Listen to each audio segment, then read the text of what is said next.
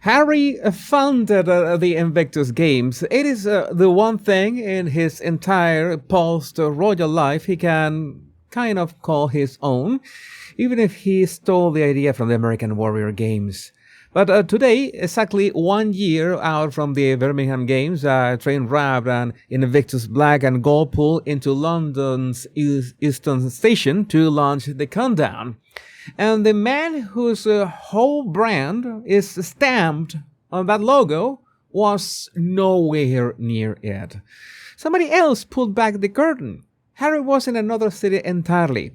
And that is only the opening, because there's a brother who picked a polo pony over the games, a legal bill that could touch £50 million, and a Judge Harry is now openly calling a liar. So welcome back, my Royal Rogues. My name is Jesus Enrique Rosas. I'm the Royal Rogue. Let's get down to it. But let me start with the train, because this is the absolute absence of the gingerbread. Today, Thursday, the 9th of July, a locomotive named the Spirit of Invictus rolled into Euston Station in central London. Black and gold wrapped head to tail in Invictus branding unveiled to mark exactly 1 year until the games arrive in Birmingham next July. It is the flagship public moment of the countdown, the thing built to put the games back on the front page. And the man who pulled back the red velvet curtain was not Harry. It was a former Invictus competitor, a television presenter standing in front of the cameras where the founder would normally stand. But Harry was not on the platform. Harry was not on the train. The reporting is that he was in Birmingham that same day at a separate engagement, while the signature image of his own 1 year countdown happened 120 miles south without him in the frame. Now think about what Invictus actually is to Harry. He built it in 2014. He has spent 6 years telling the world that this is his life's work, the proof that he does something real, the reason the security fight matters, the reason the whole enterprise deserves the taxpayers' protection. It is the crown jewel of whatever is Harry's brand. And on the single most photographed morning of the build to Birmingham, the train, the curtain, the 1 year mark, the founder let somebody else do the honors. So, just to be clear here, the games themselves are genuine. 26 nations are sending competitors to Birmingham from the 10th to the 17th of July next year. Wounded and injured service personnel who have rebuilt their lives around that competition. Their moment is real, and the train that carries them there is a nice touch. And listen to the people who actually spoke at that launch. One former competitor told the room that the games have changed lives and saved lives. And another put it in the plainest words the movement owns, that recovery can be lonely, but Invictus is the thing that tells you you are alone no more. Those are the voices that carried the morning at Euston. Every one of them showed up to a platform the founder decided he did not need to stand on. But the founder standing somewhere else while it happens is, the signal we're looking for, because this is the same week. A British court told Harry his signature crusade against the press was never proven. So the man who cannot stop talking about Invictus skipped the Invictus photograph, and the day the movement handed him a good headline for free, he handed it to someone else. So the train left the station. The founder waved from 100 miles away. And speaking of where Harry actually was, let me take you to Birmingham, because he did not skip the day entirely. He spent it inside a children's hospital in front of a different set of cameras. And this is where I want to be precise about what happened and what this means. Harry is patron of Wellchild, and today he visited a Birmingham Children's Hospital to mark the 20th anniversary of the Wellchild Nurse Program, a national network of more than 50 specialist children's nurses. He toured the hospital's Better at Home suite. He met two nurses by name, Nikki Holt and Rachel Shanahan, and he met families whose children live with complex medical needs. So those nurses do extraordinary work, and those families are carrying something most of us will never have to carry. None of that is in question here. What is worth noticing is the shape of the day around it. So Harry has held the Wild Child patronage for years, and every single year the visit is scheduled, briefed, and photographed. So this year it landed on the exact morning his own games were launching their countdown in London, and on the same short week a judge dismissed every claim in his press case and left him staring at a little legal bill the size of a stately home. So the itinerary gives you two sets of optics in one frame. A managed charity walkabout in Birmingham, cameras arranged on a day the founder could not be bothered to stand next to his own train. In a week, the courts handed him nothing but losses. So yeah, okay, again, let me be clear again. The children are real. I mean, the children of the hospital, is what I mean. The nurses are real. The timing is a communications decision, a warm picture booked to run over a rather cold week.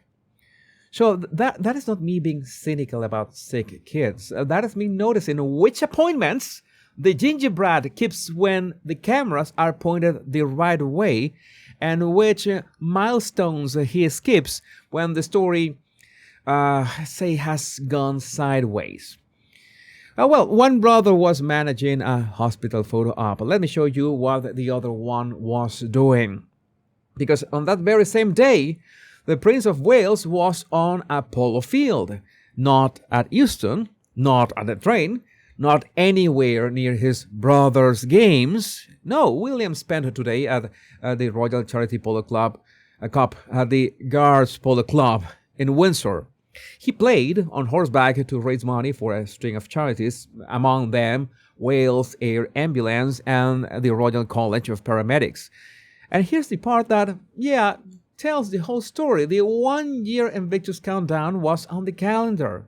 Both brothers served in the military. Invictus is a wounded veterans movement, the kind of cause a future king could easily turn up for. The king, on the reporting, could have made an exception and opened a door. But William chose the polo. He committed to a fixture that raises money for air ambulances and paramedics, and he did it a short drive from Windsor rather than share a platform with the brother who has spent 6 years narrating their private life for profit. So, no, I know that this is something that the media wants to say over and over again, that they want to come together in some way. No, there's no thaw. There's no reunion being quietly arranged behind the Invictus banner. The working royal did the quiet thing, a charity match, a good cause, no statement, no grievance, while the estranged one launched a train that he did not attend. And notice who was not on either itinerary. Methane stayed in California through the whole trip. What a shame. No Meghan, no Archie, no Lily on British soil. The family reunion that was supposed to be the headline of this visit never materialized, and the man who flew in alone spent the week losing in one venue after another while his brother raised money on a field and never mentioned him once, because why would he? So one brother works for the country in silence. The other keeps needing the country to watch. The polo raised money for air ambulances. Harry's week, raised a bill. And that bill is the part that does not go away when the cameras leave. Because let me go back to the courtroom for a second, because there is one tiny detail in why he lost that keeps getting quietly buried. This was Harry's case against the publisher of the Daily Mail. He lost it on Tuesday on every single count. And the reporting on the collapse keeps circling one witness, a man named Gavin Burrows, a private investigator whose statement was supposed to be the spine of Harry's whole case.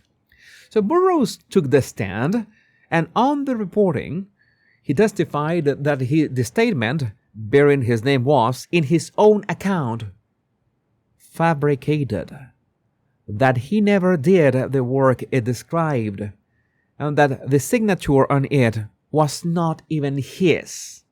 So let's sit with that for a second. The document that was meant to prove the newspaper broke the law is the document the witness disowned in open court. That is not a technicality that lost on a coin flip. That is the foundation of the case, walking into the witness box and telling the judge it was never real.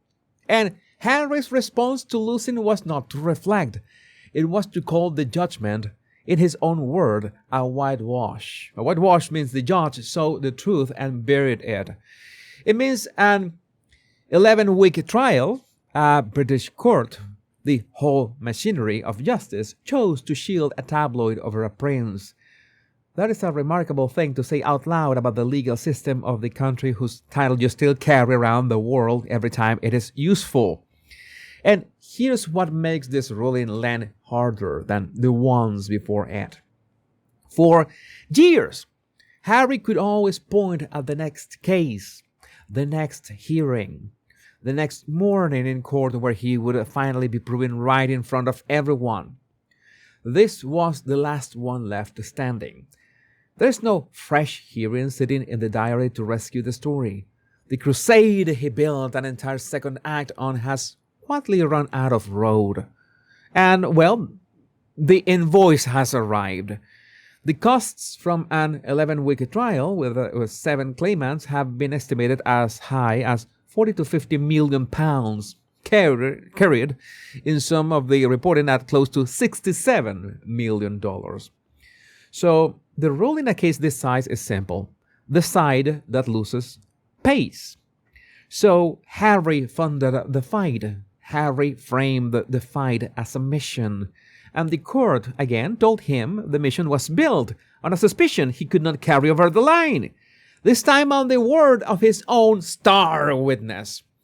So the security case lost, the Court of Appeal lost, and now this one dismissed in full with a bill nobody's going to quietly settle for him. And he's calling the judge a liar.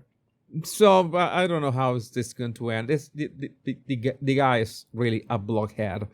So the dragons keep walking away. The invoice keeps getting longer. We're gonna be. I don't know where is he going to end. But let me close on the working royal who spent this week doing the simplest thing in the world. Very easy. On Monday, the Princess of Wales walked into the Evelina London Children's Hospital. She has been its patron since 2018. And no court date, no statement to manage, no grievance to nurse. Just a line in the diary and a room full of children. And here's the detail that tells you exactly who she is. She knelt down to meet the children at their own eye level, the way she always does. She asked one young patient to share a poem he had written. As she waved at the camera next to a toddler in a strawberry onesie. I think this one. And she sat with a little boy named Arjun, whose mother, Mandy II, described the visit afterwards in one line. That the princess even caught a flying kiss from Arjun before she left. So, that's so lovely. A flying kiss from a small boy on a hospital ward. No press release engineered around it. No candle named after it. No fashion ab list in the dress, although the British press did notice she had quietly brought back a Susanna dress she first wore to Wimbledon years ago because turning up is the job and the wardrobe is not the point. So Kensington Palace released one warm photograph and that was the whole event. This is a woman. Little over 2 years past a cancer diagnosis, back in remission, spending a Monday on a children's ward because the hospital she is patron of asked her to come. Yeah, 2 children's hospitals this week. One visit was the whole job done in silence with a flying kiss as the only headline. The other was a warm picture to cover for a cold court week. Nobody had to write that contrast into a script. The calendar simply laid it on the table and walked away. That's how this works. The thread running under this whole week is the same one we watch every time. One brother keeps needing the cameras to prove he showed up, and the other just shows up. The costs ruling is still to come, so I very much doubt that £50 million question is the last we hear of this one. But let me know what you think about this in the comments. My name is Jesus Enrique Rosas. I'm the Royal Rogue. Much love and bliss.